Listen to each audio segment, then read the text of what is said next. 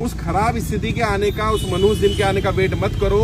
आपको पहले ही पता चल जाता है कि मेरी अगले महीने स्थिति नहीं है। 2 महीने पहले पता चलता है कि मैं अभी EMI नहीं पे कर पाऊंगा।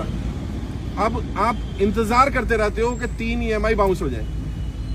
3 EMI का मतलब 90 दिन, 90 दिन के बाद वो हो जाएगा NPA। जब आपको पता है 2 महीने बाद मैं EMI नहीं दे पाऊंगा, तो अभी बैंक में जब आप EMI भर रहे हो तब बैंक में जाकर के लेटर दो कि साहब मेरी स्थिति आज वैसी नहीं है जब मैंने लोन लिया था, जब जैसी स्थिति थी। अगले 2 महीने बाद मैं EMI नहीं भर पाऊंगा। अब मुझे कोई विकल्प दिया जाए। बैंक क्या क्या विकल्प दे सकता है? बैंक 3 विकल्प दे सकता है। पहला विकल्प होता है आपको कुछ समय दे दे, 6 महीने का, 1 साल का, 2 साल तक का बैंक को समय देने का अधिकार है अगर आपकी स्थिति खराब हो जाती है। कई लोगों ने बताया घर में जो कमाने वाला था वही एक्सपायर कर गया, अब कहां से EMI देगा? बैंक को पता ही नहीं है स्थिति खराब है इतनी। आप फोन नहीं उठा रहे, आप उनके लेटर के जवाब नहीं दे रहे। आप बैंक को पहले ही बता दो कि भाई मेरी स्थिति खराब हो सकती है, अब मैं नहीं पे कर पाऊंगा, मुझे समय दे। या तो बैंक समय दे देगा, समय नहीं देगा तो बैंक दूसरा क्या कर सकता है? लोन रीस्ट्रक्चर कर सकता है। रीस्ट्रक्चरिंग क्या होती है? आपकी EMI को कम कर देगा। आपका तो मेरी सैलरी थी 50,000 रुपये महीना, मैं 30,000 रुपये महीना EMI भर पा रहा था आराम से। अब मेरी नौकरी छूट गई, या मेरी नौकरी नहीं है, या मेरी नौकरी की मेरी सैलरी कम हो गई, 25,000 रह गई, मैं 30,000 की EMI नहीं पे कर सकता। तो बैंक से रिक्वेस्ट करो कि मेरी EMI को उस रेंज में 15,000, 12,000 जितनी आप कर सकते हो उतनी रेंज में ले लेगा। इसको रीस्ट्रक्चरिंग बोलते हैं। रीसेटलमेंट कर सकता है, रीफाइनेंस कर सकता है, पुराना लोन क्लियर करके नया लोन दे सकता है आपको।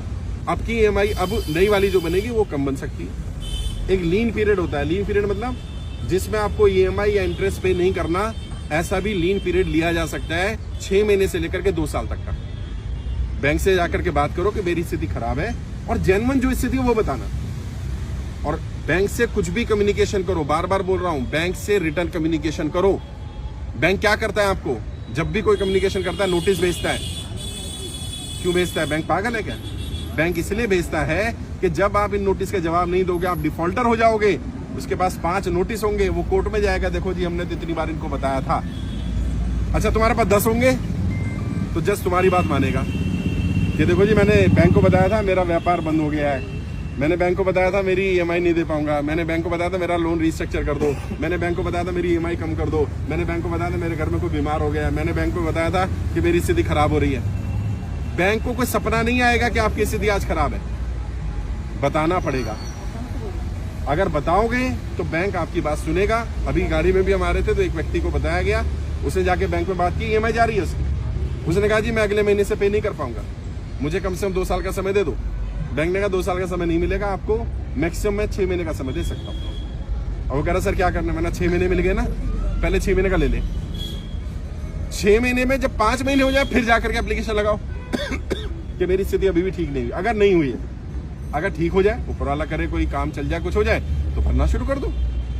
लगातार 3 इंस्टॉलमेंट बाउंस मत होने देना, क्योंकि अगर लगातार 3 इंस्टॉलमेंट बाउंस हो जाती है तो उसको NPA डिक्लेयर किया जा सकता है। ऑल्दो बैंक इतनी जल्दी NPA नहीं करता। कारण क्या है?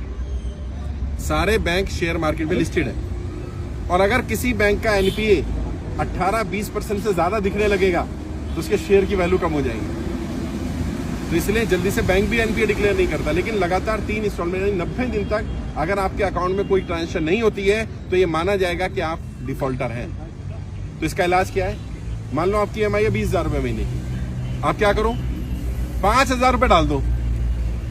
अभी क्या होगा? ट्रांजेक्शन हो गए अकाउंट में, और अपने अकाउंट में नहीं डालनी, लोन अकाउंट में डालनी है। हर एक का लोन अकाउंट नंबर अलग होता है और पर्सनल अकाउंट अलग होता है। आप क्या करते हो? आपके लोन अपने अकाउंट से ही किस्त कटती है तो आप अपने अकाउंट में पैसा डालो, अपने में मत डालो। अगर पूरी किस्त डालनी है तो अपने में डालो, अगर पार्ट पेमेंट डालनी है तो लोन अकाउंट में डालो। अब क्या होगा? उनकी स्टेटमेंट में आ जाएगा किसी ने 5,000 रुपए डाले। अब अगर कल को कोर्ट जाएगा बैंक कि आप डिफॉल्टर हो तो आप दिखा सकते हो, देखो जी अगर मैं डिफॉल्टर होता। सर अभी मेरी भी 3 किस्तें टूट चुकी है, मुझे फोन आ रहा है बार बार। 3 नहीं टूटनी चाहिए थी, अगर टूट गई तो 10 तारीख को तीसरी किस्त भी मतलब हो गई, नहीं भर पाया। हाँ अभी टूट के फोन आ रहा था। तो बाद में बता देता हूँ। अगर NPA हो गया है तो इसका भी इलाज है। बैंक में जाओ, रिटर्न में एप्लीकेशन, ओरल नहीं, रिटर्न में दो कि मेरी 3 इंस्टॉलमेंट बाउंस हो गई है, ये रीजन है, आगे से मैं इसको कंटिन्यू करने की कोशिश करूंगा, मुझे इन 3 इंस्टॉलमेंट के लिए समय दे दिया जाए। तो बैंक के पास ये भी अधिकार होता है कि वो 3 इंस्टॉलमेंट को ऐसे ही होल्ड रखे और आगे की कंटिन्यू कर दे। तो क्या होगा? आपका आगे का कंटिन्यू हो गया। अब 3 में जब थोड़ा सा पैसा है, थोड़ा थोड़ा करके 6 महीने साल भर में वो 3 क्लियर कर दो। फिर भी अगर 3 क्लियर नहीं होते तो कम से कम 1 जरूर क्लियर कर देना। 90 दिन डिफॉल्ट नहीं होना चाहिए एक फाइनेंशियल ईयर में। अभी जैसे अप्रैल 31 मार्च तक है फाइनेंशियल ईयर, इसमें नहीं होगा, अगले साल में फिर आपको 90 दिन का समय मिल जाएगा। तो बैंक से बात करो, कम्युनिकेट करो। अभी आपने ट्रेनिंग अटेंड कर ली होगी, मुझे नहीं मालूम करी कि नहीं करी, अटेंड करो। उसमें कर्जे से बाहर निकलने के 20 से ज्यादा तरीके बताए गए हैं। कोई ना कोई तरीका आपके काम जरूर आ जाएगा। आप अपने स्तर पर भी लड़ाई लड़ो, मैं भी लड़ रहा हूं, साथ मिलकर के लड़ाई लड़ेंगे तभी सफलता मिल पाएगी। अगर आप